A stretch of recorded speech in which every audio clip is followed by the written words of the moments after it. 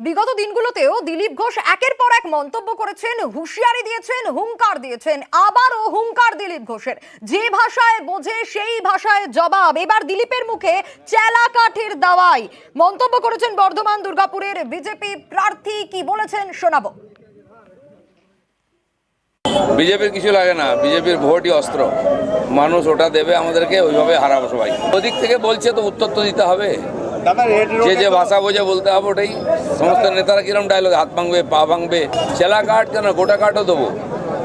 আমরা চুপ করে বসে থাকতে আসিনি। যে যা ইচ্ছা বলে যাবে আর চুপ করে থাকবে, ওই দিন চলে গেছে। বিজেপি পুরোপুরি জবাব দেবে। তৃণমূল নেতা জয়প্রকাশ মজুমদার রয়েছেন আমাদের সঙ্গে। যে ভাষা যে বোঝে সেই ভাষাতেই জবাব, চুপ করে বসে থাকবে না বিজেপি। দিলীপ ঘোষের মুখে এবার চেলা কাঠ দাওয়াই। দেখুন, রাজনীতিবিদ বা যারা জনপ্রতিনিধি হওয়ার স্বপ্ন দেখছেন, তাদের মানুষের ভাষায় কথা বলতে হয়। মাস্তানের ভাষা, সমাজ বিরোধীদের ভাষায় কথা বলা যায় না। ওই যে দিলীপ বাবু বলছেন যে যে ভাষা বোঝে সেই ভাষাতে কথা বলবো, তিনি তো কথা বলতেন সমাজ বিরোধীদের ভাষায়। মারবো, ধরবো, পিটবো, দেখে নেব, উড়িয়ে দেব, এইসব ভাষা সাধারণভাবে ওই মাস্তানরা বলে। বাড়ির মধ্যে সেই ভাষায় কথা হয় না। মহিলারা এই ভাষা পছন্দ করেন না।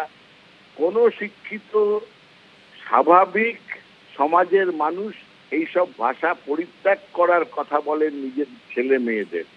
আর দিলীপ বাবু, তিনি হবেন জননেতা, জনপ্রতিনিধি, আর কথা বলবেন সমাজ বিরোধীদের ভাষায়। কারণ তিনি শুধু ওই সমাজ বিরোধীদেরই চেনেন, জানেন, তাদের সঙ্গে ওঠা বসা করেন। তাই জন্যই বলছেন এসব কথা। আর সাধারণ মানুষ যারা, তারা এইসব পছন্দ করেন না বলে দিলীপ বাবুকেও তারা দেখিয়ে নেবেন।